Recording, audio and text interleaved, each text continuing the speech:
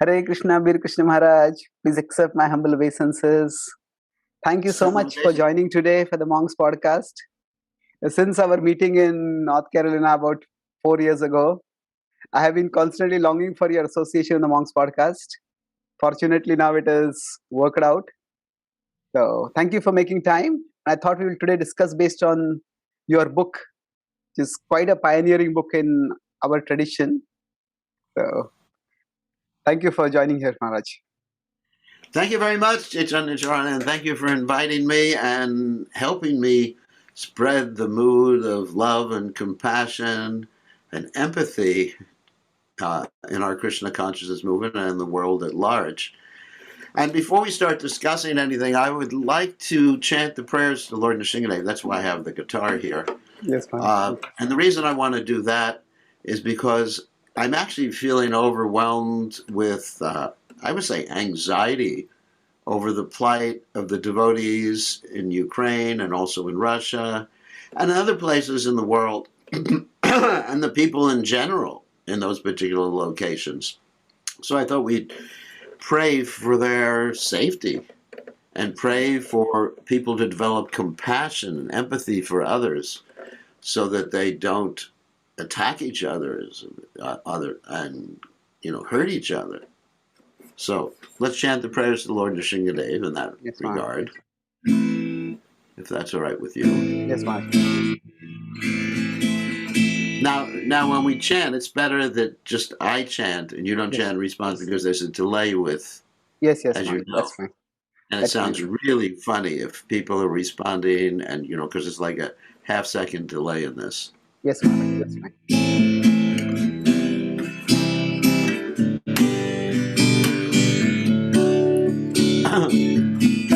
Namaste, Narasringaya, Paladadag, Doyunne, Iranyakashi, Purvachaha, Shilatan Kanakolai, Ituna Singa, Paratuna Singo, Tuya Mituna Singa.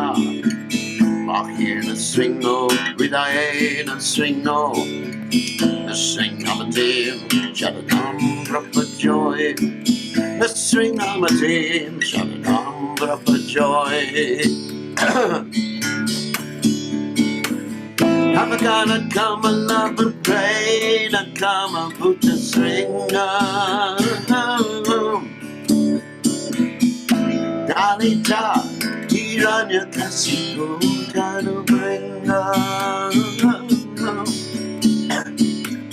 Hey, Samadrita, Nanahani Rupa, Jaida Kari Sate, Jaida Kari Sate, Jaida Kari Sate. Come on, love and pray, come on, put your singer. Kanita, Hiranya Kasipu, Kanubenga, Sabatrita, Nanahudi Rupa, Jaida Kare Sate, Jaida Kare Sate, Jaida Kare Sate.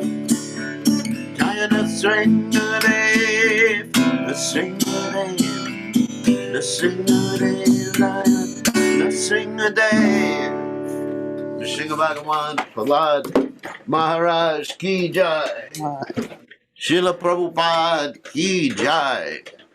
Thank you for letting me sing this because it's something that's constantly on my mind right now when I see all the people, the devotees, the refugees, the attacks. It's just something I just can't get out of my mind, and I've been constantly praying for the welfare of these living entities, not only devotees but everybody, because everyone's a part and parcel of Krishna. They're all our brothers and sisters.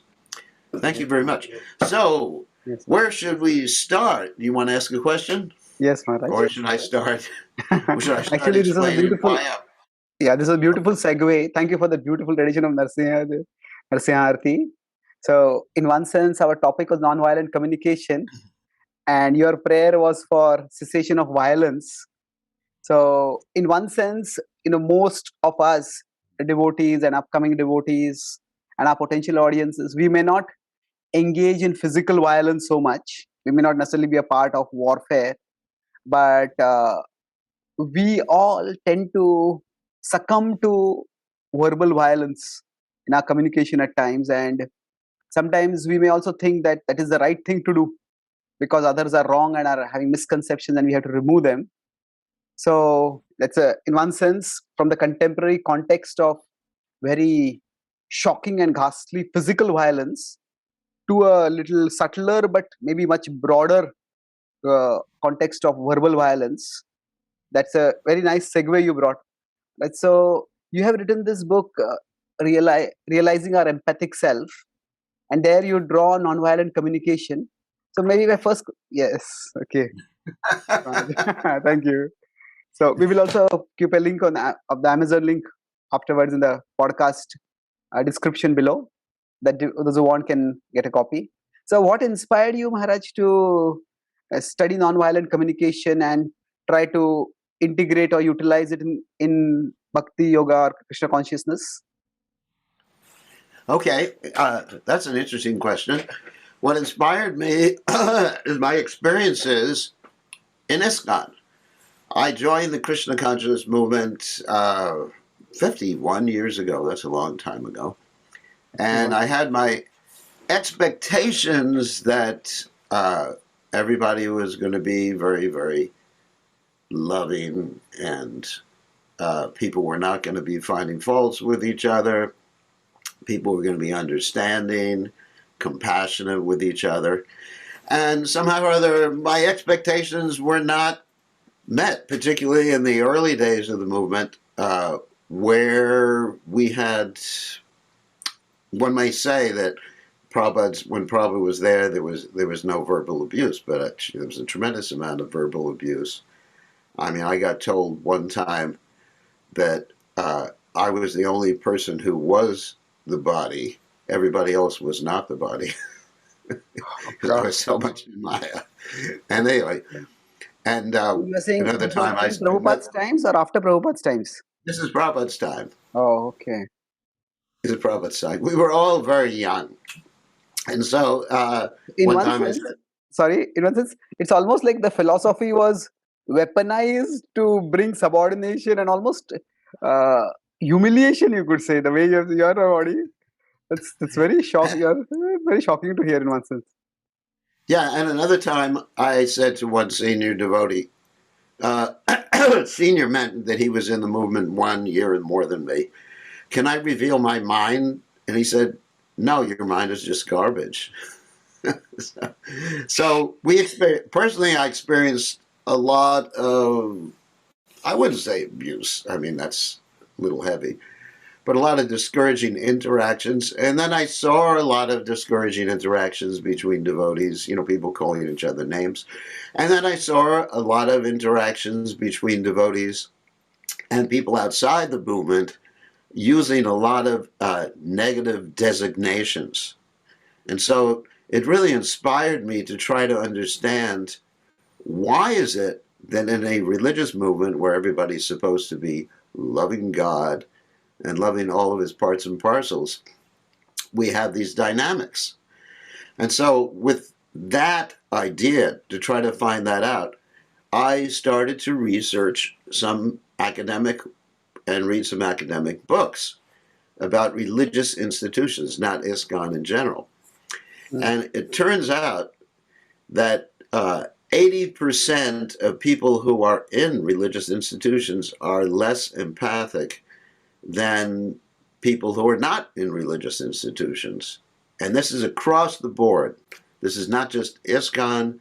This is the Catholic Church, the Protestant denominations, the Jewish whatever denominations. And so, but you got 20% of the people who are in religious denominations who are more compassionate. So I wanted to find out, why this disparity? why such a lack of compassion amongst those people who are in religious institutions? And of course, these are statistics. There was one person, Joseph Campbell, for example.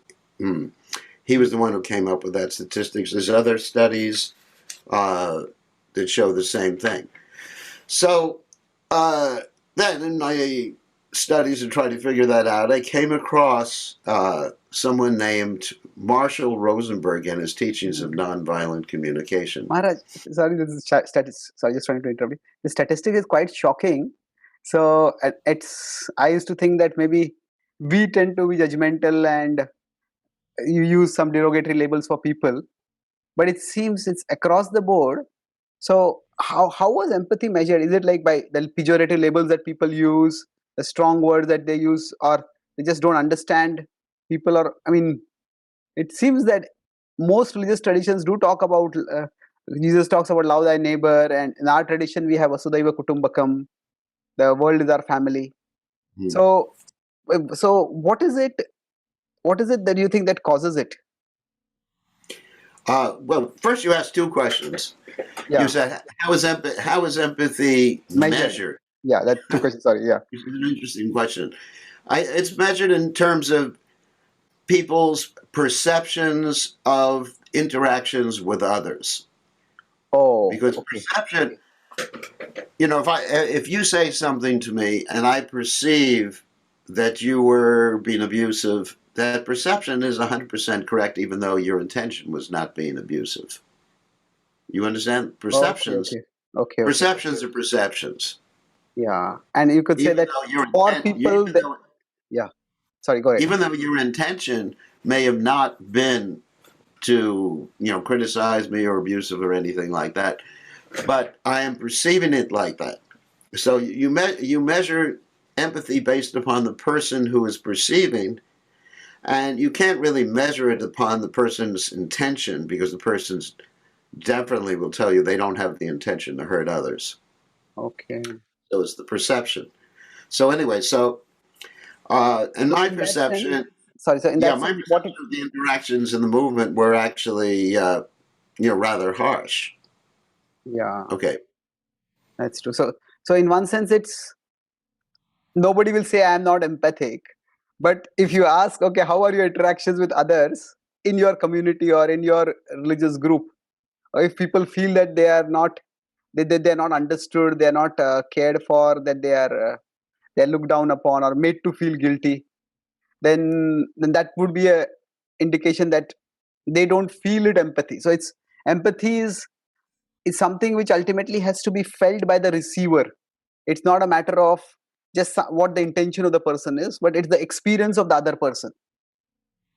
Yes, and also it can be measured also by certain, like what we call hateful language. Yeah. Like there was one Christian group, there was actually one Methodist group I just read about yesterday.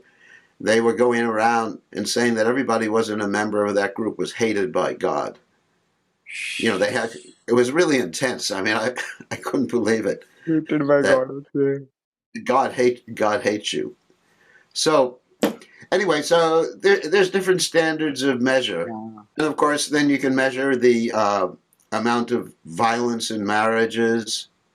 There's a standard of measuring verbal abuse and marriage abuse and sexual abuse and things like that. So anyway, there are different standards. But the point is, what's causing this in religions? And is it that religious people are naturally unempathic because God is unempathic? I mean, that's the question I have. That's a provocative explanation. We know that God is quite empathic and quite loving. Although sometimes it appears that he's not, particularly people who talk about the subject matter of theodicy, the justice of God. Yeah. They say, why are innocent people suffering and why are evil people enjoying? Because they don't understand the law of karma. And it's actually quite an interesting subject matter. You may think that God is punishing you. Even devotees sometimes are thinking that God is punishing you because he wants to make you suffer for what you did. But that's not really why we're being punished by the law of karma. Now we're getting into a different subject matter, but it's quite interesting. There's two theories of justice. One theory is retributive justice, and the other theory is called restorative justice. You may be familiar with that. Yes, Maharaj. So God is not utilizing retributive justice on us, nor is the law of karma a retributive law. It's a restorative law. In other words, if one understands teleologically the purpose of why God does things or why the law of karma acts in a particular way, you'll see it is meant for reformation. It is a compassionate law rather than a retributive law. And it is not that God is enjoying seeing people suffer, but the law of karma employs the least painful way to rectify a living entity.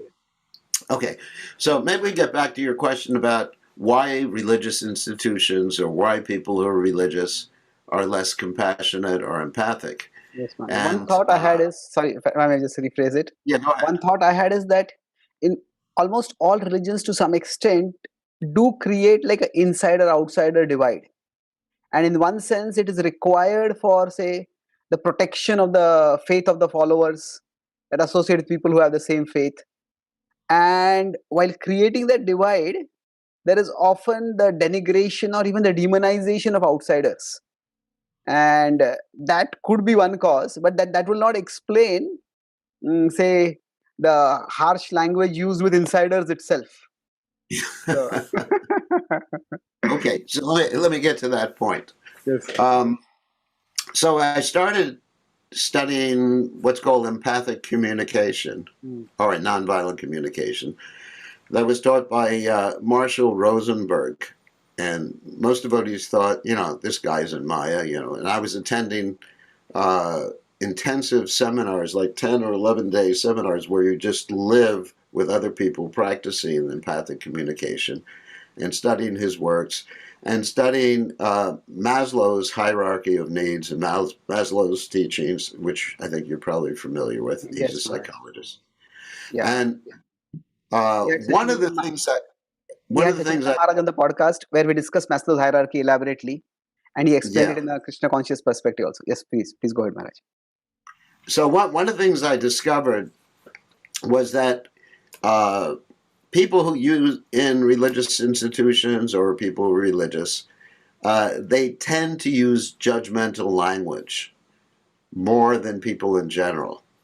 They tend to label things. Now, in Krishna consciousness, we are taught, what is it, Sarvopati Vanir Muktam Tatparatvaina Nirmalam Rishikena Rishikesha Sevanam Bhakti Ruchate, that we should actually be free of upadis. Upadis means, of course, a designation, like I am American, I am white, I am this body, I am male, I'm female, whatever upadi I have. And unfortunately, in religious institutions, we have so many new labels for people. In my seminars, I actually encourage the devotees, we do a flip chart exercise, to come up with positive and negative labels for others. And it is amazing. We go through like 5, 6, 10 pages of labels that we have for devotees and non-devotees. Demon, Rakshasa, Malecha, fallen, jerk, mental platform. I mean, it's pretty blissful. No, it's not blissful. Anyway. And so it's interesting. Sorry, so I just say, when you talk about Sarvopati Vinirmuktam, that verse, often we think of that I should not associate with any of my designations. So I'll say I am not my body, I am not an Indian, but we put a lot of labels on others, which is quite, you could say, ironic. It's a very striking point. I never thought of it that perspective.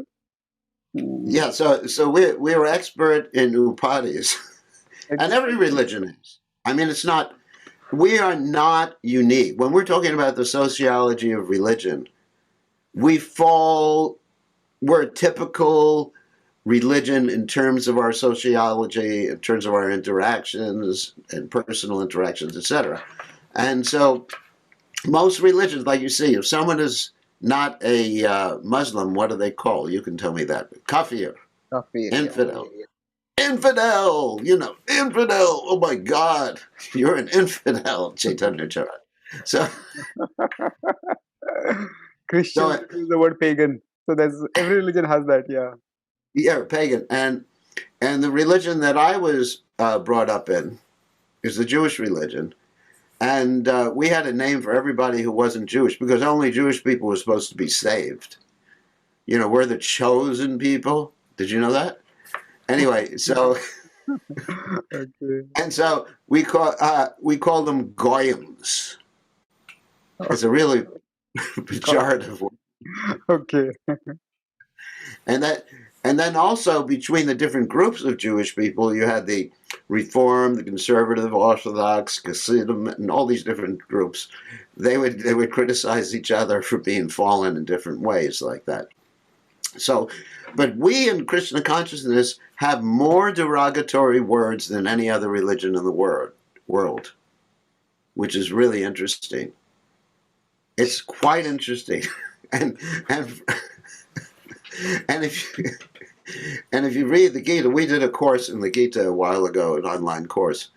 The word demon is used so many times, and in the Western world, the word demon means someone with fangs, and antennas or a tail or something like the devil. And so we tend to look at others and look at ourselves through these designations. And the interesting thing about these designations, they're static. They're not ecstatic. What do I mean by static? That means once you put a label on someone or something, that's how you see them from now on. Does that make sense? Yeah, that is true. We almost reduce that person to that, and then we don't even consider that the person might change, or the change also be downplayed. In that sense, yes. You don't see the person as a person anymore. Like, I'll tell you, the first time I met you, I put a label on you immediately. Of course, you probably don't want... No, the label is actually something you'd probably be ecstatic about. The label was intelligent. Thank you. But that is not a good label, because I'm not seeing you as a person anymore. Even a positive label that we put on someone is a designation, because I'm not saying you're not intelligent. That's not my point. But the point is that you're a person. I mean, you have feelings. You're holistic. You have needs. You have feelings. You have relationships. You have, whatever. Your life cannot be reduced. It's reductionism to this intelligent designation. And we generally do that with people. And that's really what keeps us from connecting to each other. We're not dynamic in our relationships. We're static in our relationships.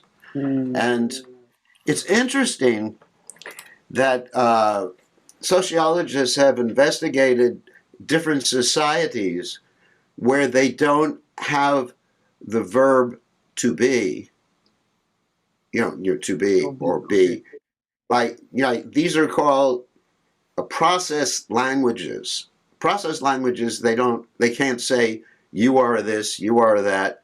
They can say you are going here, you are acting in a way that's causing me pain, but you can't say you are that. There's the verb to be, or in all of its declinations, is not even used in those societies. And there's less violence. Less violence. Amazing. Because there's violence. Well, like Prabhupada said, what did Prabhupada say? Give the dog a bad name and hang him. Right? Yeah, that's true. Okay. Probably. So what you're trying to say, so it's something which is ingrained in language itself. The language itself will reflect what is going to happen over here.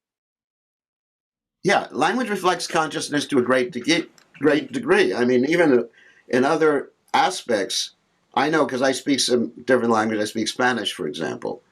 And when I start speaking Spanish, I start thinking in Spanish, and I feel differently because of language.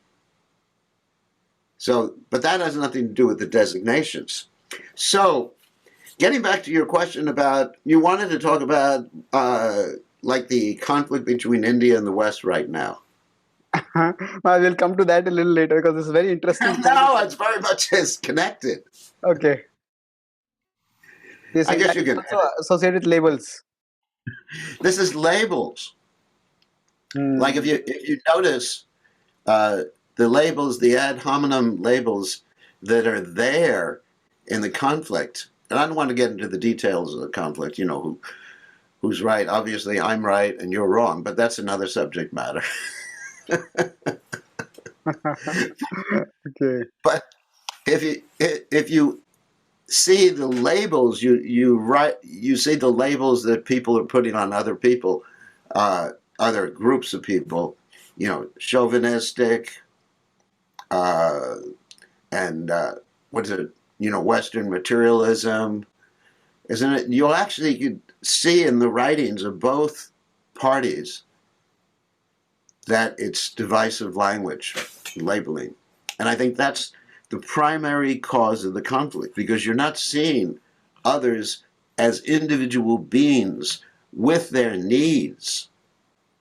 The whole point of empathic communication is to not approach people through the labels, but to approach people as entities or persons who have needs, and they are functioning, they're feeling because of needs met or unmet, which is actually what Maslow talks about. Now, you may say that I'm in Maya talking about needs, you know, you are needy or whatever.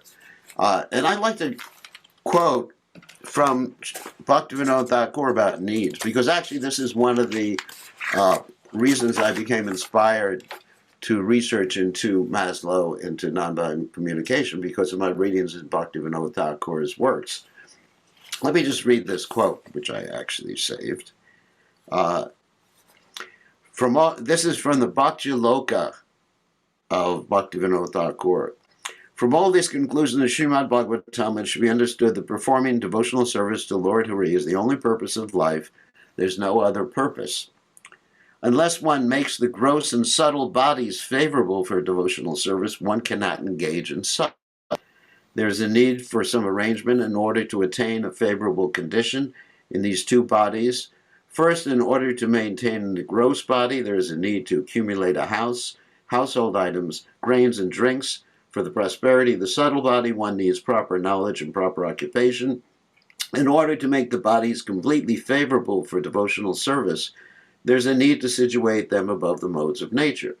Due to the results or fruit of activities from time immemorial, whatever nature and desires a living entity develops is certainly a mixture of goodness, passion, and ignorance. By first enriching the mode of goodness, one should diminish and defeat passion and ignorance and make goodness prominent. Anyway, so we are need-fulfilling entities.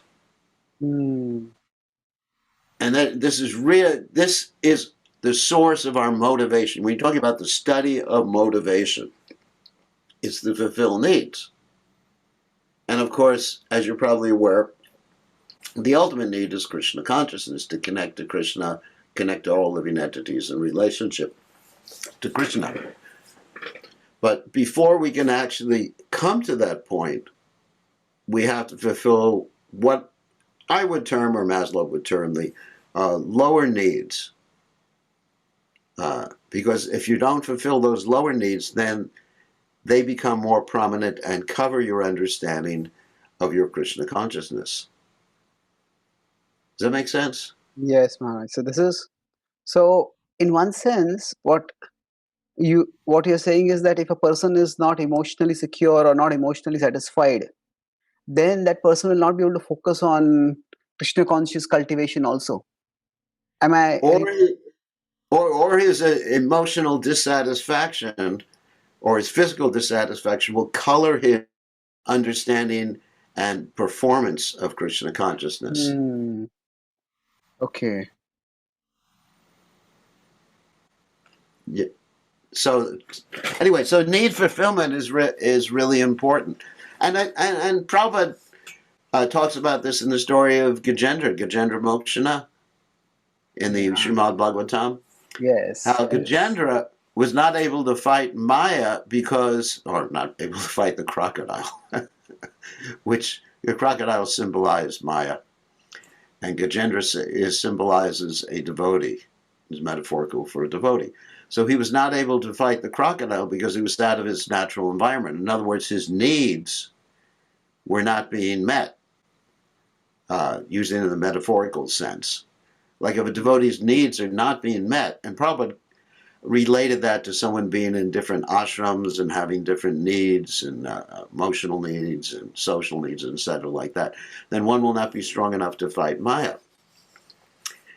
And then one's performance of Krishna consciousness will be highly covered by one's desire to fulfill needs. It will not be transcendental. Okay. So what would that means we as a community, if not as a movement itself, we need to ensure that each other's, at least in this context, physical and emotional needs are well taken care of. Now there is a tendency is to put from the other perspective that emotional needs are all sometimes just talked about as, this is just you are on the mental platform and you are complaining, you are whining, you are listening to your mind, just neglect your mind. So how does one differentiate emotional needs from just the voice of the mind which is complaining or demanding or whatever? Well, the point is, if the mind is complaining, whining, whatever it's doing, or getting angry, Yeah. it indicates something else. Just like anger. Let's take anger, for example. We're supposed to deal with anger. Vacho vegam, manasa krota vegam, jiva vegam, udara pashta vegam. One has to be able to tolerate anger. Okay. So you can do several things if you experience anger. We're talking about one aspect of the mind's fluctuations. One is you can repress it. Another one is you can suppress it. There's more options, but anyway, let's just talk about those two. So repression means you deny that you're angry. I'm not angry, Prabhu. Okay. I'm sure you've seen that before. I'm not angry. Yeah. Not angry. And another one is you actually suppress it. And suppressing means you're aware of what you're doing. Okay. Like that, body language. So anyway. Okay, it's a significant difference. So there's a difference. But what one is happens, denying to oneself, and the other is restraining from expressing to others. Yes, being aware of it and restraining and expressing to others. But the problem with in both cases, it pops out eventually. Anger pops out as, some physical disease. You get a physical disease, or it'll come out just like if you're ever seen people make figures out of balloons. Did you ever see that? Like they take balloons and they squeeze them. No. Okay. No. Balloons. I'm sure you have balloons in India. Yeah, for balloons we have. So people make figures. Okay. Yeah, yeah. So if you take a balloon and it's not completely filled with air, and you squeeze one portion, then the other portion fills, right? Okay. Yes. Because the air is there. So the anger, whether you suppress or repress anger, it's going to come out.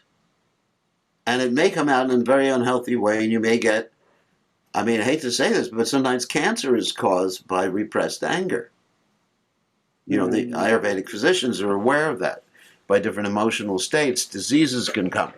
So instead of repressing and suppressing, I would recommend controlling the anger by becoming aware of it and understanding what need it is connected with. Then the anger dissipates. For example, right now, Right now, because I have not eaten breakfast, because you got me to have this podcast at this time of the morning.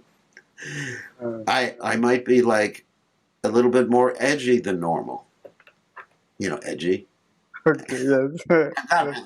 I'm not really angry, but I'm just giving an example. I might be. Okay. You know, if someone approached me at this time of the morning and said, Maharaj, can I ask you for advice? I'd probably want to yell at them. So, but Okay. so the point of dealing with anger or the emotion or any mental fluctuation or emotional fluctuation would be to become aware of it. Okay, I'm angry. But why am I angry? Instead of beating myself up, oh, I'm in Maya, I'm supposed to be a sannyasi, I'm supposed to control my anger, I am so horrible, I'm useless, I'm hopeless. You know, this is what we generally do. Not me. Other people generally do. Either you become depressed or you actually get angry. So instead I said, yeah, I'm angry. Why am I angry? Well, probably my blood sugar is down. I have a need for prasadam right now.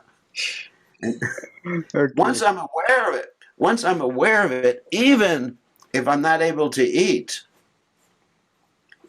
the anger dissipates. Yes. Because I'm no longer blaming you or in denial of my anger, or, you know, in denial that I'm responsible for it. I'm responsible for my anger, but it's connected to something. And I find this is a very effective way to tolerate, as the Nectar of Instruction says, you know, vacho vegam manasa krota vegam, to tolerate the anger or the pushings. Every single pushing that we have, whether it's, you know, vacho vegam, you know, the tongue, belly, genitals, whatever, is due to some need that's not being met. And oftentimes we take the wrong strategy to fulfill that need. Yes, that's beautiful. In one sense, every, you could say, unwanted or unhealthy or disruptive emotion is pointing us to some healthy need which needs to be addressed. And from taking from the perspective of our topic, so in our interactions, so we could say that we should be helping each other understand our needs. But if you just put a label on that, you know, you're short tempered, you are in Maya, you are just on the mental platform, then we are not actually helping each other. We are making things worse even for that person, because we don't help them understand themselves. We only maybe make them feel guilty or make them feel resentful, make them feel lonely and ununderstood. Yeah. So I want to be really clear about one thing. The anger is not bad. Yeah. And anger is not bad. It's simply a sign. If you get into the anger, then, you know, that's not good. And just like demolish everybody in your path. But it's a sign that something needs to be dealt with. I mean, I often use the example of someone who's driving a car. You drive in a car and one of the lights goes on your dashboard, the oil light. I think you probably know what I'm talking about, right? Yes, yeah. So the oil light is not the problem. It's indicating another problem. So if you get angry, I know people, devotees, you know, who drive a car, the oil light goes on, and they just disconnect the light. Oh God, okay. It's a common thing. Or the typical thing is, you know, the gas gauge goes down to empty, and they just think, you know, Krishna will take care of me. Okay. I had one, I had one devotee. I said, it's empty, and they said, no, Krishna will help you.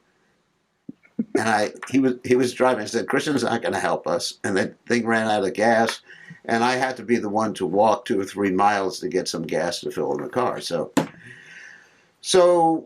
anyway, so I don't see anger as a bad thing. You know, of course, to express it inappropriately is not what we want to do, but to express it appropriately, just to be aware. I am angry. Therefore, I have this need. Let me pick some strategy to fulfill that need. That is true. In one sense, you know, you could also say that anger indicates that we care. And sometimes outrage about something which is something terrible that has happened, if that is not there, then in one sense nothing in the world would ever be fixed.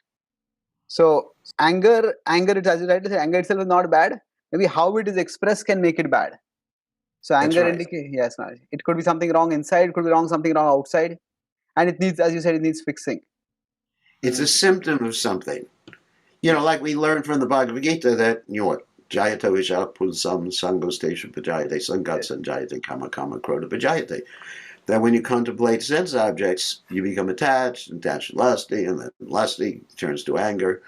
So the anger is a symptom that you've been contemplating something. So I always take anger or any emotion, feeling, other than spiritual emotions. I mean, obviously, if I roll on the ground in ecstasy, exhibiting a century bhav. Anyway, so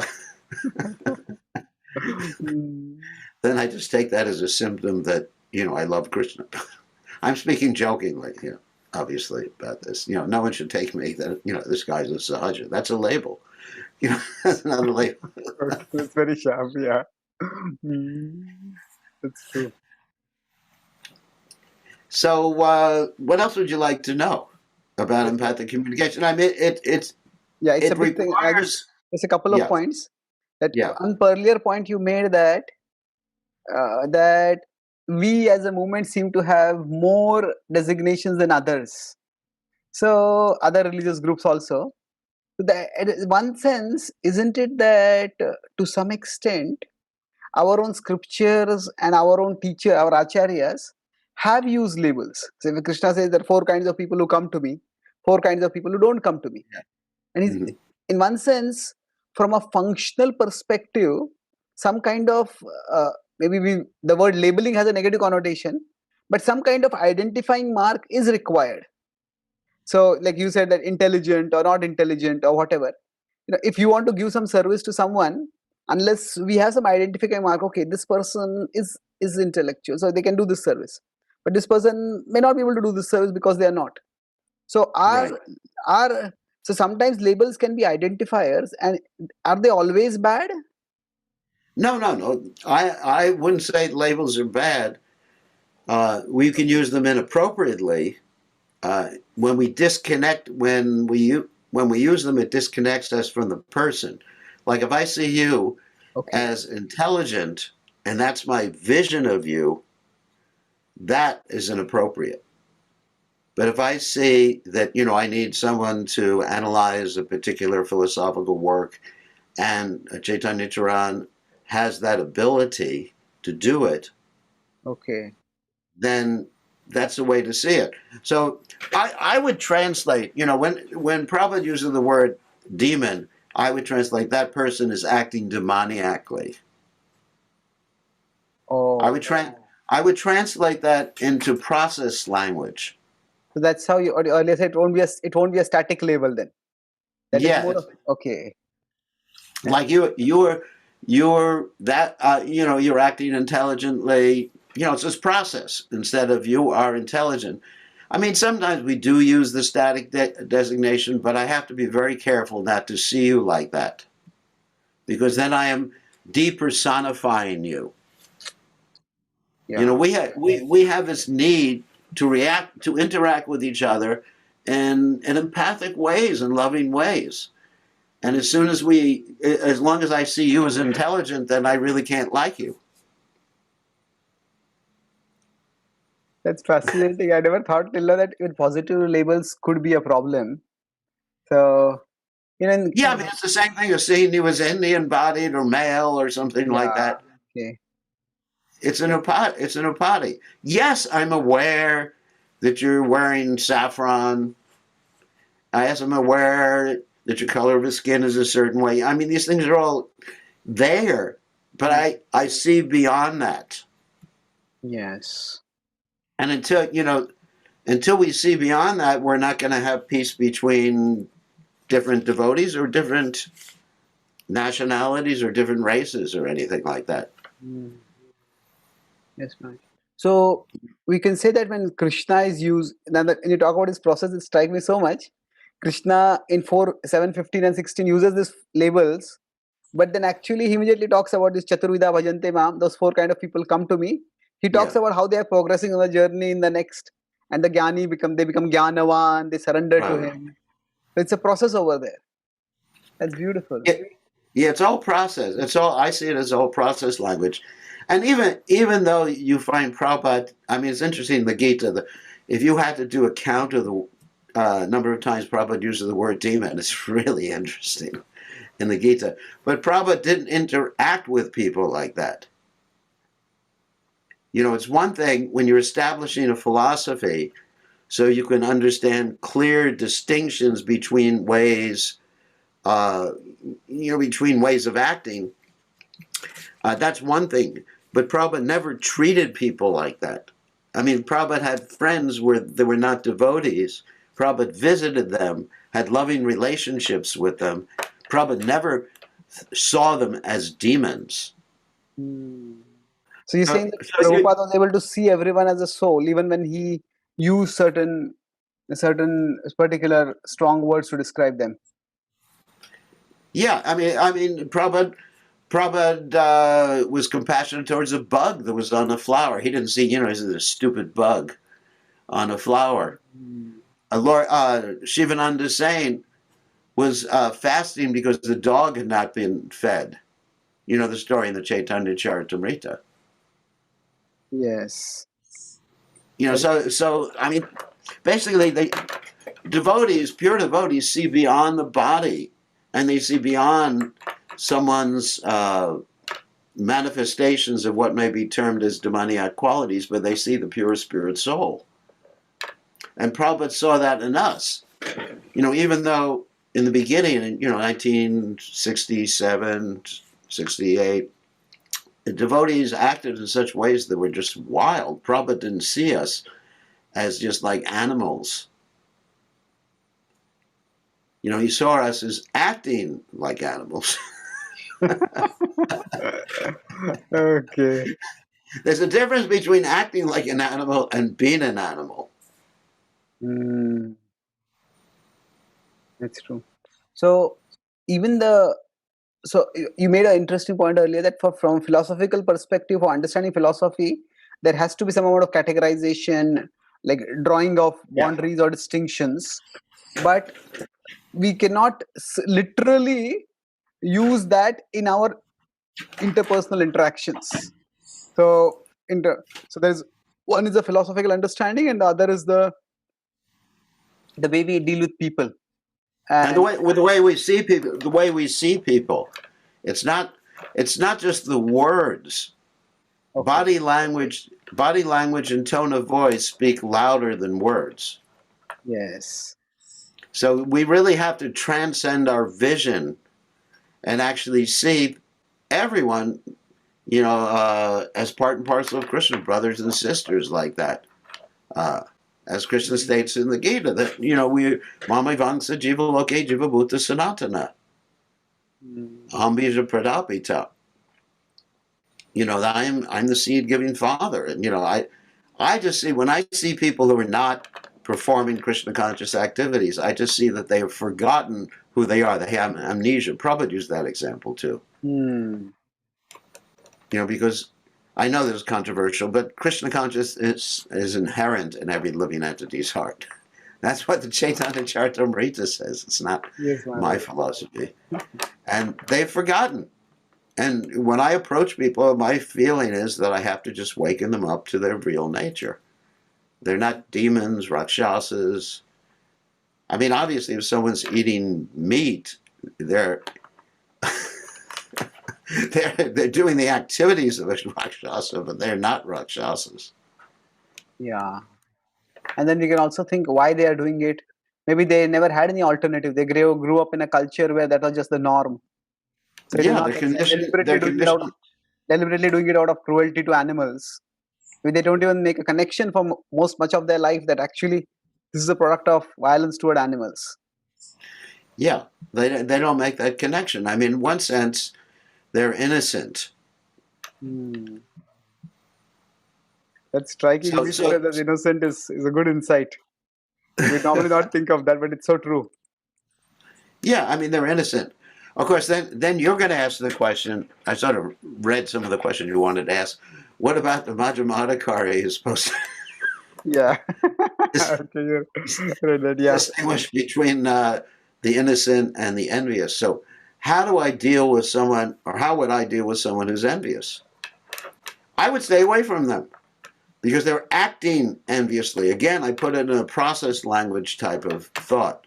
They're acting enviously, and so it'd be useless and hopeless for me to try to deal with them. At the same time, they have certain needs, but their basic needs are so strong that they can't see the truth. And they haven't fulfilled those basic needs. For example, I mean, like the example Prabhupada gives is sometimes someone takes to impersonalism or voidism because they've actually had so many traumatic experiences in this life, so they can't in reality. Like I'm doing a lot of interaction. I'm not going to use the P word, preaching word, but I'm doing a lot of interaction at the university with students, Western students. And a lot of them follow this person from Vrindavan, Nim Karoli Baba. You've probably heard of him before. Yes. And he's basically impersonalism. And I point out to them, that means you have no relationships, no fun. And they say, well, you just become love. I said, what? You got to... Okay. I'm sure you've heard this before. But love means there's a lover and beloved. And they both love each other, and there's exchanges, and there's differences of opinion. I mean, that's what love means. But they can't envision it because of past experiences of interpersonal relations, which we call PTSD. So when PTSD, post-traumatic stress disorder. So when I see someone... I mean, I'm really appreciating how you're using language from a different context here to convey the gravity of the point. Normally we talk about PTSD in terms of, say, some brutal violence, bomb explosion and person. But even our relationships can leave us with trauma that is similar. Interactions, with people, yes. Yeah, I mean, I'll give you an example of PTSD. I mean, it's a funny example. That after Prabhupada left the planet, I was traumatized by the guru situation in ISKCON. And so because of that PTSD, I went somewhere to start a temple where there were no gurus. And then of course I became one. You can't beat them, join it. But join them. So people generally, I find in the modern world, people who are really like gung-ho impersonalists have had so much bad experience in their personal relationships that they can't envision a personal reality, a personal spiritual reality. Therefore, I don't approach them. I mean, I don't try to convince them because they're traumatized. But I understand them. So in other words, someone's acting demoniacally or, against Krishna or an impersonalist or voidist or something like that. They're in intense pain. I have so much compassion for them because they cannot connect with Krishna because of their past trauma. And so I feel very compassionate for these people, and therefore I'll just give them some prasadam or, whatever. Sprinkle them with a little holy water. This is beautiful what you have said. It just reminded me of in Bhurijan Pru's My Glorious Master, there is an incident where Prabhupada is speaking, and he's saying a pure devotee prays to Krishna. These fools and rascals are suffering in material existence. Please deliver them.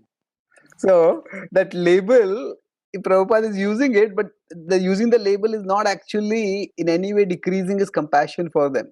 That's right. Sometimes when we use label, it just becomes, compassion becomes replaced by condescension or something worse also. Yeah, so my understanding is when Prabhupada uses these labels, he's using them not in a static sense, but in a dynamic sense, in a process sense, that the person is acting demoniacally. And I'll use the labels too. I'll just say, oh, he's a rascal. But I'm thinking dynamically. I'm thinking process-wise rather than static-wise. And I always have to, being a conditioned soul, I hate to admit it, but I always have to check myself too, because at least I have the tendency to put static labels on people. So when I do that, I'm thinking, I'm putting a static label on someone, but they are not that label. They are feeling, thinking, need-fulfilling entities. And ultimately, when all of our needs are fulfilled, we'll seek out Krishna consciousness. And one of the main needs, I thought this was quite interesting, one of the main needs that all living entities have is the need for love and compassion. And I'm referring to even non-human entities. There's an interesting story that I tell when I'm giving the seminar on empathic communication about a lady one time who was scuba diving. Of course, you probably know what scuba diving is. She was under the water with her tank. Yeah. And she felt this whale that kept pushing her and pushing her and pushing her and pushing her. Whales don't eat people, so it's not even dangerous. But the whale was pushing her, and she was wondering, why is this whale pushing me? Finally, after about 10 minutes, she looks around and finds out that the whale is actually protecting her from a shark. So in other words, the whale was feeling compassion and love, and because the whale's needs were fulfilled, and of course the whale didn't need to fulfill its need of eating by eating the person. So, okay. So when you say sorry, yes, you're making a very striking point. So when you're saying need for love and compassion, it is not that we want to be the object, but we also want to offer it to others. That is also a need for us. Yeah, that's the highest need for every living entity. But that need can only be expressed in the conditioned state.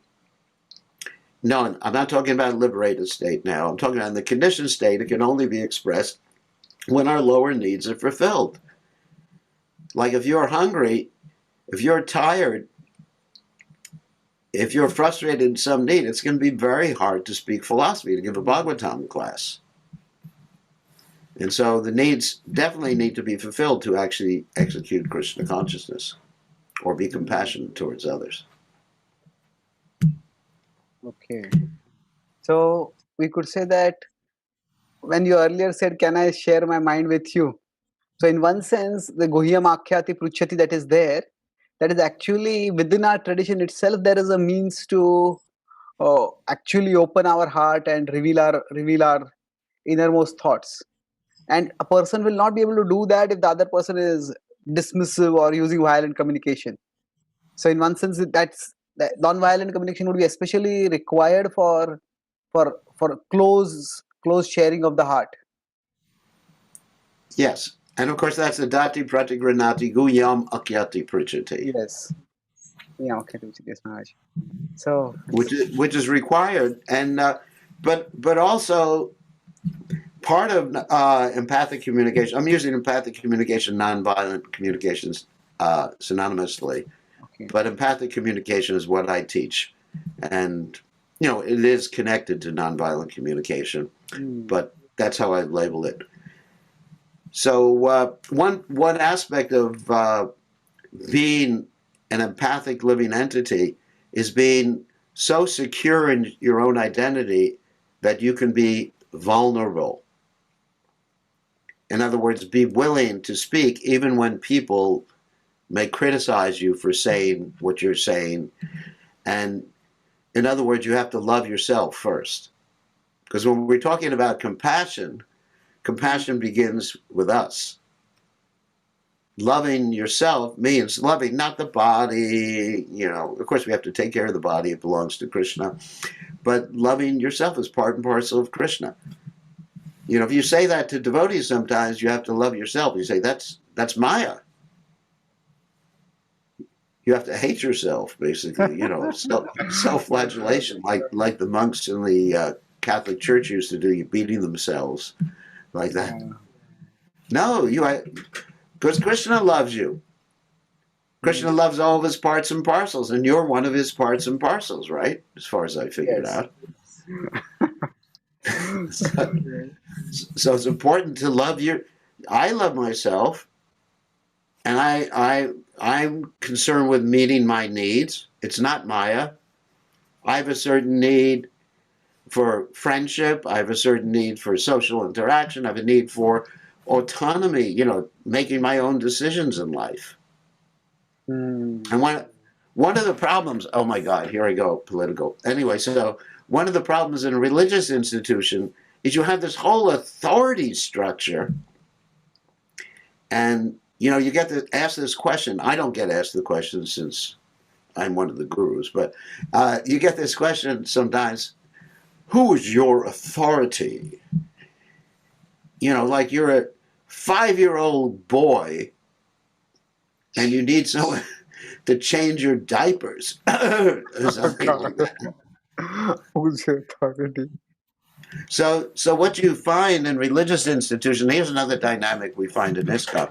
In total religious institutions where they control your life, with authority and everything like that, is that your need for autonomy is not met. And you become dysfunctional in many different ways. Yes, man. This was one of the most striking points I found in your book.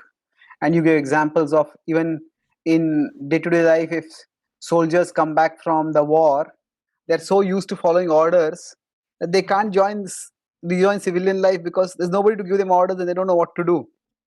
So at that time, it had struck me that we focus so much on following instructions that Prabhupada also gave the other instruction of independent thoughtfulness, Right. which we hardly ever talk about. So, and often the polemic is that our independence is what got us into the material world, and that is what is going to keep us here. So we have to give up our independence. So could we differentiate a little between that independent mentality and autonomy, if possible? Well, independent mentality in relationship to Krishna means to do things that are not pleasing to Krishna. But we have our free will, our autonomy to choose to understand what would be pleasing to Krishna. For example, in my own life, I'm thinking when I make a decision, what would Prabhupada want me to do in a particular circumstance? And I make my decision based on that. And I've internalized my connection with Srila Prabhupada. Hopefully I've internalized my connection with Srila Prabhupada.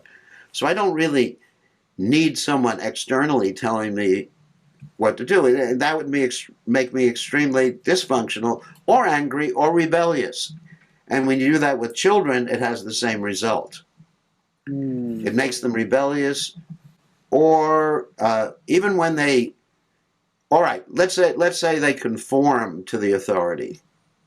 Let's say a devotee conforms to the authority. Then you lose your moral compass. I don't know if you've heard that word before, moral compass. Yeah. Moral compass means the ability to decide what is moral and what is immoral. And that's what happened in World War II with the Nazis. Yeah. Just following orders. They lost their moral compass, the ability, not everyone, I mean, many of them didn't. This is part of what I call crowd or group psychology, which is another subject matter I could give a whole seminar on. Yeah. So you lose your moral compass and you do things like, for example, you'd go out in Sankirtan and to distribute more books, you're willing to lie and cheat and whatever you have to do to get more money from people. Just following orders. And you find that in religious institutions, in governmental institutions, in political parties, that people give up their own moral compass. I've seen this in our American politics quite a bit. Yeah. That leaders, members of the Congress have given up or sacrificed their own moral compass to follow the leader. And that's very, very dangerous. So ISKCON, like Prabhupada said, absurd inquiries, blind following and absurd inquiries are condemned. He says right in the Bhagavad Gita. Yeah. And so, unfortunately, many religious institutions, and ISKCON to a certain extent, are based upon trying to shape behavior by rewards and punishment. Like if you want to get a recommendation for initiation, you got to do a certain amount of hours of service in the temple. You got to get certain donations to the temple. You got to please the temple president. You know, from the very beginning, it's what we call a domination culture. And when you train people up with rewards and punishment, it's like training a pet dog, or you shouldn't even train the dog that way, or training, like they have these dolphins or porpoises that are pets, not pets, but they're in display in different seaquariums or aquariums, and they train them up by giving them fish every time they do something nice. So in many cases, we may be training devotees like that too, you know, with positive and negative reinforcement, you know, behavioral psychology. You've heard of behavioral psychology before? Yes, that's so true.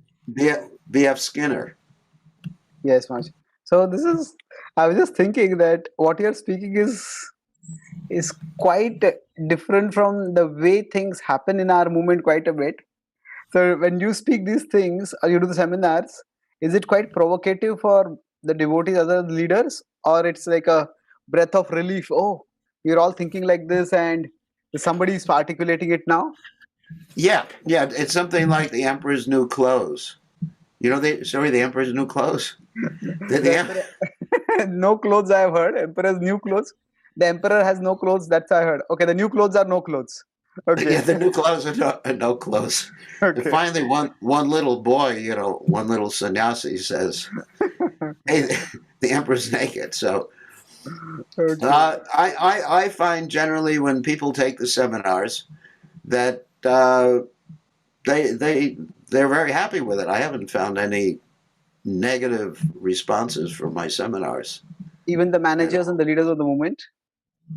No, I mean, they're very happy. I get invited to do seminars. I've done a number of them in different temples like Chicago, Gita Nagari. Of course, in Europe, I've done quite a few of the seminars in Germany and Croatia, Slovenia, all these different places, and Sweden. Not in India. Actually, in India I did one time before Mayapur. We had this different seminars that were presented by different devotees. I did it, and people really liked it. So I really haven't had any negative feedback. Of course, you know, the people who would be negative don't go to the seminars anyway. Don't go. That's a good way of putting it. Because they've already put a label on me, you know, New Age, liberal, feminist. You know, I got all these wonderful labels I'm walking around with every day. Okay. So overall, we could also say that as our movement is growing, in one sense, if there's too much of authority structure, then it puts a lot of pressure even on the authorities. Because how many devotees can one personally guide? Even if, like you said, one is well intentioned, still it's very difficult. So in that sense, so I was just thinking of the difference between independent mentality and autonomy. Independent mentality, we could say, is I just don't want to serve Krishna. But autonomy is, we can say, I use my intelligence and my free will to decide how I can serve Krishna. That's right. Yes. And that's right. So the question is, how many people can we guide? I think I can guide unlimited people because I'm not going to be responsible for them. I mean, this is the whole thing about being a guru. Many times people think, wow, you know, you're responsible for all your disciples. If some of them falls down, then you did something wrong. Or you should have done this. You know, I realize everybody has their own free will. You know, the guidance can be there, like Prabhupada's giving guidance to everyone, but he's not responsible for or whether we take or reject his guidance. So I don't feel responsible for what someone does with my guidance. Isn't the if I felt responsible, that's codependency. Then I become controlled by the person. Oh. You know, that's very sick. You know, you find the gurus, sometimes they become very sick, like codependent on their disciples. Oh my God, this disciple did this disciple did that. That's free will. And the way I look at that is that at least they started their devotional service. Mm. So here, I'm only responsible for my own feelings and needs, and I can try to be compassionate and help other people understand their feelings and needs, but everybody has to take personal responsibility. So when you are using the word responsible, if I understand right, you are using it more in the sense of culpable. Like the guru has the responsibility to guide the disciple, but that is duty, and the duty is to be done. But when you say the responsibility, the disciple does something wrong, the guru is not culpable for that. The guru That's can't right. be blamed for that. The guru is not culpable, nor do I get the credit for it. Oh, okay. But I get the credit for my own whatever service I'm doing, whatever is in my heart, my devotion. It's the quality, not the quantity. But I mean, of course, Krishna may be pleased with me if I give someone some spiritual instruction or bring someone to Krishna consciousness. But the point to me is not my credit. The point is that they accepted it. So it's amazing way. It's a very selfless way of looking at it, what you're saying. But here, so the way I'm connecting this with non-violent communication is that you are saying that we are talking about autonomy, and autonomy also means that we don't take culpability for others' actions. That they have their autonomy, and we need to respect that. We give them guidance, and then so autonomy has both sides. That autonomy means we don't force them to do something, follow us, and then we don't feel guilty when they don't do what we are telling us to do. Both ways. That's right, respecting their autonomy, and we have our autonomy to do what we're supposed to do to help them. But whatever we do to help them has to be done voluntarily and joyfully. And if my autonomy is impinged upon, I won't be doing things joyfully and voluntarily. I'll be doing it in a forced way. Someone says to me, I mean, let's take chanting my rounds. Why do I chant my rounds every day? Most devotees will say, I chant my rounds because I have to, I'm supposed to. Now that's a disconnect from the rounds. When you do anything because you have to, you're supposed to, you must do it. Oh, you're going to go to hell if you don't do it. That's a disconnect. I mean, I chant my rounds every day because I want to please Prabhupada. I want to connect with Krishna. I want to be empowered to preach. I want to be Krishna conscious. I'm choosing to chant my rounds every day. I don't have to do anything. Okay. That's really important to understand. You don't have to do anything. I didn't have to come on to this conference today with you. I chose to do it. I don't want to do something that's not fun, that I'm not choosing to do. I don't do anything that's not fun. That may come as a shock coming from the sannyasi. But as a question, but if you're choosing to do things, it's fun. Like Mangalarti. I go to Mangalarti every morning. Most mornings, unless I'm awake all night, pretty cheap. But I'm choosing. And I'm choosing to go to Mangalarti. I want to see the deities. I want to dance. I want to hear the holy name. Instead of thinking Krishna consciousness is a bunch of rules and regulations, of course that's also called niyamagraha, right? Niyamagraha, just rules and regulations for their own sake. I'm taking Krishna consciousness in terms of why I'm doing what I'm doing. But the problem is most devotees that I see know what they're doing, when they're doing, how they're doing, but they don't think of why they're doing. Does that make sense? That's beautiful. And often what happens is, based on our conceptions about that person, we ascribe motivation. And they must be doing this because of this. So that could also be a problem. That can also lead to labeling and things like that. Yeah. So it's always excuse me. It's always important to be connected to the why question. And then one will always be enthusiastic.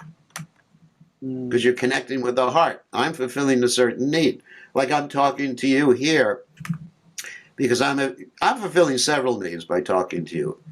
Because I really like you as a friend. Of course, we haven't seen each other that much. But when I first saw you, no, I didn't only think you were intelligent. I thought, boy, but here's someone I'd really like to get to know. I felt immediate kinship. So I'm enjoying talking to you because I feel, here's a brother. Here's someone I can relate to. Here's an intelligent person. I said that deliberately. I said that deliberately as a joke. Here's someone I can relate to, because, I have a need for friendship. I consider you like my friend, because we had little interaction, but, it's just like this joyful friendship interaction. So I have a need for friendship. I have a need for presenting empathic communication, helping reform our Krishna consciousness movement, so the devotees will interact compassionately. I have a need to please Prabhupada. So by being here, I'm fulfilling all these really cool needs. This is great. I mean, I'm enjoying myself. I'm having the time of my life. It's beautiful. So here we could also say that if we are connecting with our needs better, then we will also be happier, and we'll also be able to help others connect with their needs, or at least that habit comes up. Then we can also start seeing, okay, this person is behaving like this, what could be their need? So in one sense, thinking deeper level, it's understanding ourselves better. We say go deep and see beyond the body to the soul, but that also could apply, go beyond the immediate behavior to see the deeper need that are driving that behavior. Yes, and that's usually what I try to do. First, I start with myself. What needs are driving my behavior? And it's definitely fulfillment of needs, whatever I do.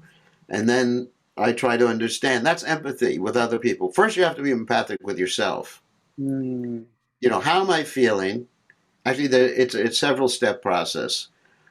But how am I feeling? And what does that indicate in terms of my needs fulfilled or unfulfilled? And then based upon that realization, I will act in a certain way or ask someone to do something based on that realization. And then once I'm in tune with my own needs, then I can actually be concerned with others' needs. But if I'm not in tune with my own needs, there's no way I'm going to be compassionate. If my needs are not fulfilled, I'm not going to be at all compassionate. I'm going to be like really nasty. Beautiful, Maharaj. In one sense, we can even do a compassionate action. We can be speaking the philosophy of the Bhagavad Gita. We can be giving a book, but we ourselves may not be compassionate in that sense if our needs are not fulfilled. That's so true. Yeah, I mean, we could be doing this for other purposes. We're angry. We want to establish ourselves as a good preacher. But we should be this is introspective. I mean, sometimes the sages are described in the Vedic literatures as introspective sages, right? Yes. So introspective means, to look at how I'm feeling and what are my motivations. Motivations are key, and needs are motivations. What motivates us is needs. So I believe that every sage should actually be looking inside, should have some quality time with himself or herself and look inside and see, what motivates me. Be honest and vulnerable. I mean, sometimes you can say, what motivates me is just the desire for prestige. That's not a need, but I may have that desire. There's a difference between desires. I think this is an important point in empathic communication. There's a difference between desires and needs. Desires are strategies to fulfill needs. Like I may have a desire to get some ice cream right now and eat some ice cream, which I don't. I'm just making that up. But but what is the need? The need may be for food, and need may be for love. Because I associate ice cream because of my past conditioning, not me, with love. Like many people, it's interesting, many people may be eating, but we find generally the people who are eating too much are eating too much to fulfill their need for love. Or maybe for protection because they've been starving when they were young. You know, so the action or the desire may not really seem to have a clear connection with a need until you really think about it. So we could say lust, anger, greed, envy, all these are not needs. These are desires. These are desires, yeah. Lust, anger, greed, envy. Okay. You know, let's say someone may appear to be greedy, but they're just having a need for protection and stability. You know, let's say they've been poverty-stricken their whole lives, just an example, and they just want more and more and more money because they feel very insecure. And because they have a need for security.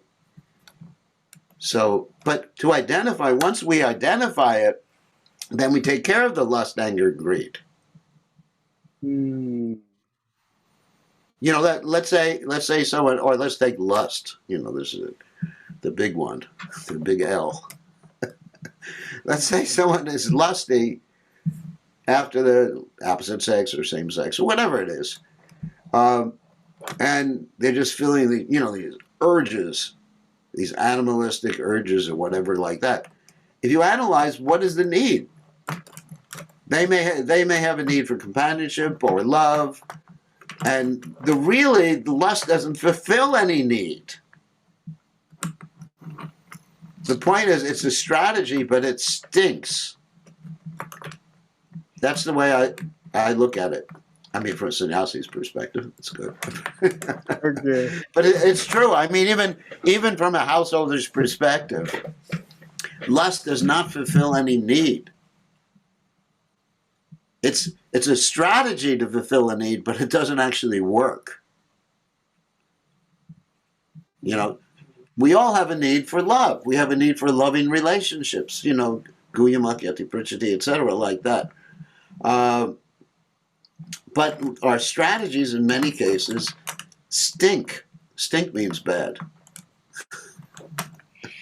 So we have to, what I do is I analyze my needs, you know, feelings, needs, feel my feelings, are vulnerable to express my feelings, at least to myself, analyze what needs are connected to, and make strategies to fulfill those needs.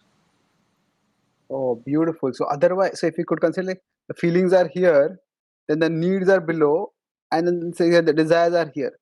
So if we don't address desires are just simply strategy. Desires are simply strategy. So what I'm saying is that we could just visualize it. If I don't go to the needs, then the feelings just lead to desires, and we act without even addressing the needs. That's right. So in many cases, it's like that. Yeah. So I feel hungry, and then I don't just eat; I overeat. Because actually the feeling is not just hunger, it is many other feelings also. I could be low, we could be lonely, we could be unhappy or whatever. Yeah. Yeah. Yeah, we have to figure out our feelings, what needs they're connected to. And then we can be very productive in fulfilling that need. You know, I have the same needs as everybody else. Everybody has the same needs. I need friends, I need loving relationships. But you know, I choose strategies that are very much consistent with my spiritual life, because I balance all the needs. Oh, here's another. It appears a little complicated, but when I'm thinking about strategies to fulfill needs, I look at all the needs holistically, including the need to be Krishna conscious. Okay. And so, because sometimes you can pick a strategy that'll fulfill a need, but it'll interfere with other needs being fulfilled. So a strategy has to be something that doesn't interfere with other needs. So Maharaj, what you're saying makes intuitive sense. So is it also like the idea of feelings being different from desires and different from needs? is there a scriptural basis for this, or this is like implicit within the teachings of scripture? I think it would be more implicit. I can't find any direct basis for it in the scriptures. Yeah. I am taking a lot of this from psychology, modern psychology, and from my own experience and basically observation of the Yeah. Also, in observation one of the sense, we world. can say that you could also say like Yukta Vairagya. Ultimately, if this helps us to fulfill the purpose of scripture, to fix our mind on Krishna, to better manage our manage things like lust, anger, greed, then definitely it is a resource that could be very valuable. Yeah, there's nothing wrong with lust, anger, and greed. It's just how you manage it. Like Nectar of Instruction states, Vacho Vegam Manasa Krota Vegam, Jiva Vegam Udra Pasha Vegam. Doesn't say you don't have those things. It says basically how you manage them. You tolerate, use the word tolerate. But it's how you manage those things. Because like if one represses things or suppresses things, it comes out. The statement is, what good will repression accomplish? Yes, Nigraha Kim Karishyasi. Yeah. It doesn't accomplish anything. Because it does come out, and it comes out at the wrong time. True. All right. What else? I mean, I have a volume of things to share, but yes, Maharaj. Maybe I won't take too much of your time. Maybe one or two last questions. So yeah. broadly, I'm just trying to put this together. So one aspect of it was understanding our needs and our need for autonomy and other things. So how are all these a part of empathic communication or a non-violent communication? You're saying that is it that we need to do this homework ourselves and then we can do it with others? And if we start doing it with others, then we won't put labels on them. We won't be violent in the way we deal with them. I think it's a question of practice. Okay. Because we are out of practice now. We are used to labeling others. We're used to denying responsibility for our own actions and feelings. We are used to controlling others and demanding things from others. And I mean, there's all these blocks of communication, which I go into in the course, that we need a re-education. And I've seen the best way to do that is that we have these practice groups of empathy. And these practice groups right now are going on around the world. I don't know if I mentioned to you, but this book, the book that I present in the beginning, that you present in the beginning, has been translated into many different languages like Chinese, Russian, Hindi, German, Spanish, just for a few of them. And there's groups going on in these different language areas right now. For example, on the 27th, I'm doing a whole seminar with hundreds of devotees from China who've actually been practicing empathic communication under the training of someone who I trained up in Krishna consciousness. Her name is Sri Radhika. So I think it requires some practice. I mean, I know for myself, I do have to practice it because my natural tendency is to put labels on people. It's it's just something I have to keep reminding myself about. Just to look at someone and say they're an idiot, they're useless, they're fallen. I mean, even devotees, we do that. He's stupid. He has, anyway, there's so many different labels I put on people. So Maharaj, if somebody wants to join the course, is this available online anywhere? Or how could they're online courses. They're online courses, and they're being organized by a devotee named Sri Radhika, who's situated in Chicago area. Basically, she conducts the courses now. You don't. She does most of the courses now. We had many training sessions. She first started studying in Gita Nagari many years ago when we did a whole seminar for the devotees. And then she took she and others took excuse me, she and others took some train the trainer courses for me over the period of the pandemic. And then we have a group of trainers who are actually trained up to train others right now. Okay. So, And so and Maharaj, totally. she's been specializing in doing the Chinese group, not because she's Chinese, but because she's a disciple of Prabhupada Maharaj, and he's very much concentrated on the Chinese devotees. Yes, Maharaj. So Maharaj, any estimate totally how many devotees may have done the course and be trained in empathic communication till now? I have no idea. You have to ask Sri Radhika. I mean, I would say that it's numbers in the thousands, but I just don't keep account. So you have been doing this since how long till now? When did you start it? Oh, I think I started in 2005 or something, or 2006. Nearly 20, so for many years now. Okay, amazing. Yeah, I originally started studying mediation for the same purpose, and I got qualified and certified as a mediator. But I wanted to go further because mediation usually just deals with mediating a particular subject matter, a particular conflict.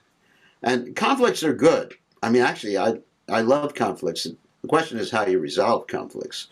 So, but then I thought, well, mediation doesn't do exactly what I want to do.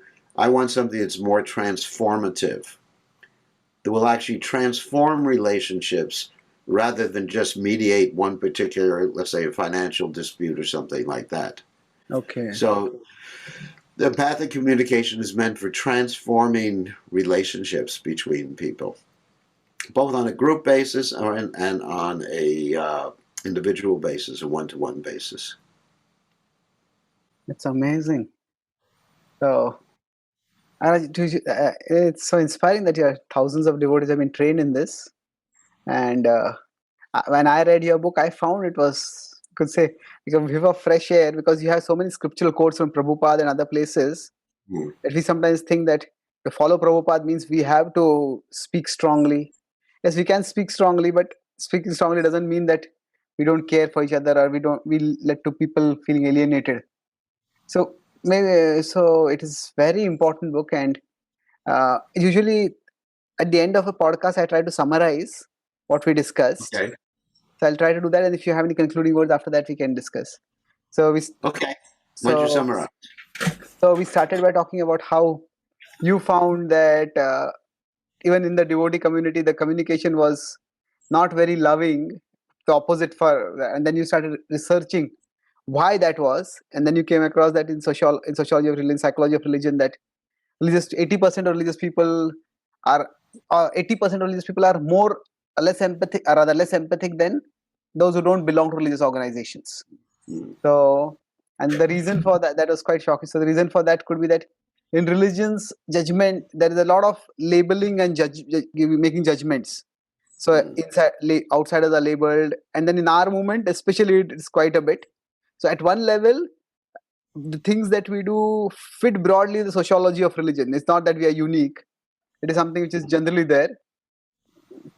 But so the way to deal with it is that actually ultimately our philosophy is not, so functionally we could say we could need some kind of identifiers, but the problem is not with the labels. The problem is with when the labels disconnect us from the seeing the full person, appreciating the full person. And Prabhupada was expert. Even in Prabhupada used some labels, he never lost his compassion for the person. And even in Prabhupada, so in terms of philosophy, making categorical distinctions is important. In terms of interpersonal interactions, it's vital that people feel connected and valued and loved. Otherwise, we will there'll be a lot of problems in terms of alienation and other things.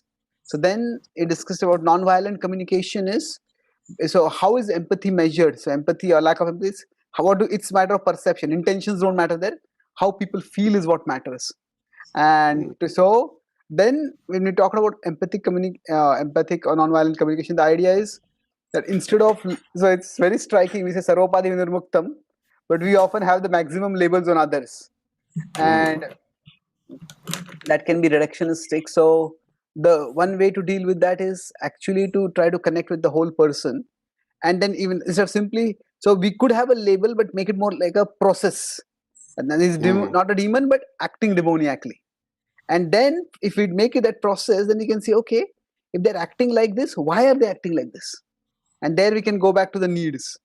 And to be able to understand others' needs, we need to first understand our needs. And that was a major part of our talk, that say anger is not bad.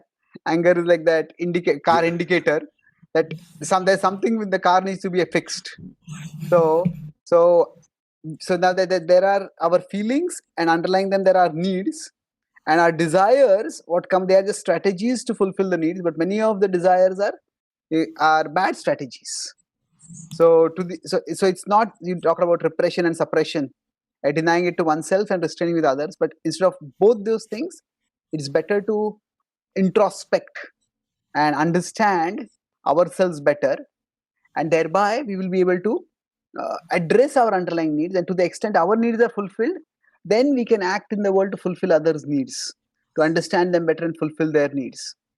And overall, we also talked about autonomy, that one need which is often neglected in religious organizations is the need for autonomy, and then that can lead to both the person becoming stunted and losing their moral compass, and then they can be like mob psychology can make them do terrible things.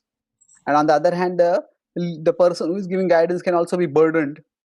So it is better to, so independent mentality is not wanting to serve Krishna at all. Autonomy is intelligently, consciously choosing how we can best serve Krishna. So, and then there was also this discussion on broadly that when we are guiding someone, it's not that we can ever override their autonomy. So if they do something wrong, we are not culpable for that. It is otherwise we will burden ourselves with that, and they have free will, and we can best guide them, provide them resources so that they can use it freely, we use it properly. But beyond that, we can't do much. And so then we discussed further about how for all of us, we discussed lust also. Lust could be a need for companionship, but it's the strategy that stinks. So like so this is something which we could use the principle of with the principle of Yukta Vairagya to understand ourselves better, to connect with others better, and that way we can all have more loving exchanges where we don't judge each other, and then we have a need for love and compassion. That example of the whale was beautiful, that everybody has that need to offer love and compassion, and we won't be able to offer it if we first of all have not understood our needs. Then we are just restless because of that, and then if we don't understand other needs, we'll just impose labels on them. So through empathic communication, we can become more content, more Krishna conscious, and help others to become more content and Krishna conscious. Anything you'd like to add further, Maharaj? Wow. You have a pretty good memory. Thank you. Is that a label? No, that's an observation. That you remembered all these things. Yes, Maharaj, that's beautiful. So yeah, thank you. That's really nice. Did you want to talk about the conflict between India and the West now? Can we have a separate podcast on that, because that's an important topic, and we could discuss separately. But I can give you a solution right away. Okay, yes, please. Nonviolent empathic communication? No. I mean, that's just a label. But anyway, so the solution is to this particular conflict, because it's based on labels, obviously based on different labels, rather than seeing the person. So the solution is for devotees to sit individually with each other to try to understand the feelings and needs of the other person. Now, we're not talking about groups. We're not talking, because as soon as you get mob psychology, both on the GBC side or the Western side and the Eastern side and the Northern side and the Southern side, then you get groupthink. Groupthink is actually quite dangerous, because then we never really understand that people's feelings and needs. So let's say, my solution is that, let's say, myself or anybody on the GBC or the pro side or the anti side would sit together one to one and discuss about their own feelings and needs about the particular issue. And to appreciate, and the other person would reflect. There's different exercises you can do. The other person would reflect my feelings and needs. I would reveal my feelings and needs. And let's say if you were on the other, I don't want to use side, but I was having a discussion with you, you would reflect your feelings and needs. And you would reflect my feelings and needs, and I would reflect your feelings and needs. Mm. And then we would switch sides, and I would take your position and you would take my position. That's called role playing. Okay. And to try to understand, because what we have is a failure of understanding. It's not a question of throwing out Shastric quotes at each other, because you can prove any damn thing with Shastra you want. You know that. Different shlokas from different folks, as they say. So it's just these quote wars can go on forever. And so instead of going through a quote war, trying to understand why a person feels the way they do about a particular issue. Whether it happens to be the Vaishnava Diksha Guru issue, whatever issue you're talking about, why do you feel the way you do? And appreciate. And then you can appreciate the person, and then you won't have enemy images. You may not agree with them. It's not a method of coming to agreement. This is not a managerial technique that I'm prescribing. It's a matter of having loving relationships with each other and respecting other people's point of view. We're not going to resolve conflicts in this particular way, but we'll resolve our relationships. And I think that's more important. Prabhupada would consider our relationship more important than the issues. Does that make sense? That's beautiful. So even if we don't agree on the issue, but still we will understand each other better, and the relationship will be more cordial, more warmer. And that will be a loving relationship, so I need to understand why you feel a particular way on a particular issue. And Krishna's not going to be displeased because we have different opinions. I mean, what can you do? I mean, but Krishna will be displeased if we hate each other. If a Vaishnava hates another Vaishnava, we will lose the mercy of Krishna. I guarantee. So I think the first point is not to solve the problem, but is to develop loving relationships. We have a problem of it's a relationship problem. It's not an issue problem. That's so true. It's amazing insight, Maharaj. I do hope that it is acted upon, and there is a at least a more empathy, better understanding. Thank you so much. We have to agree to disagree sometimes. I'm not. I mean, I suggested this to the GBC that we have groups, 1 or 2 members of the GBC go to India and meet personally with, 1 or 2 Indian leaders. And basically, they will see that we're not monsters. And we will see that they're wonderful devotees. I mean, we're actually, right now, we're basically committing the first offense in chanting Hare Krishna. Right? Oh, okay. To a large extent, different parties are committing the first offense in chanting the holy name, which is blaspheming the devotees who have dedicated their lives to propagating. And you put a label on devotees, someone is chauvinistic, someone is feministic, whatever. Someone is, just non-Brahmin, someone's a Shudra. I mean, you're committing an offense. To see a Vaishnava, according to that, means hellish. It's like seeing the deity being made of stone or wood. I think we're sowing the seeds of our destruction if we don't deal with the relationships.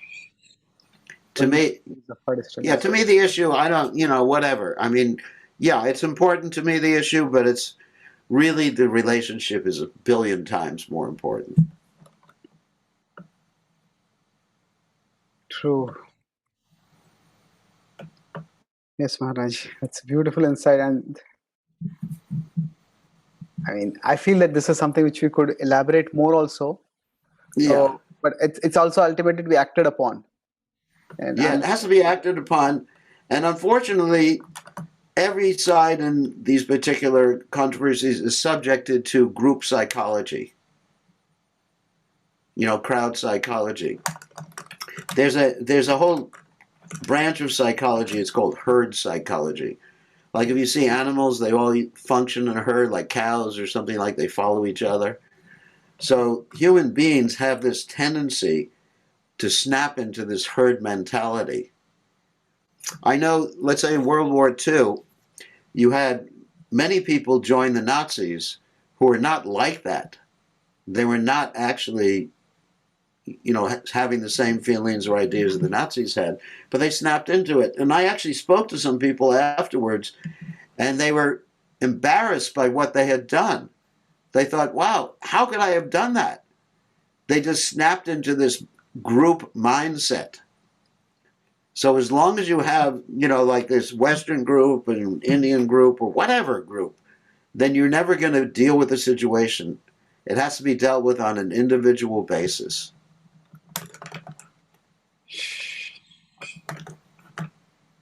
That's so true, Maharaj. Yeah. Okay, hopefully. Thank you, Maharaj. It's amazing. Hopefully I didn't overburden you with all these different thoughts. No, Maharaj. Thank you. It's amazing discussion. And let's be the last part of it. The thought-provoking. I'm so grateful to you, Maharaj, for sparing your time. I look forward to having you for a future discussion also. Thank you so much for your sparing your time. Thank you very much for having me and tolerating me.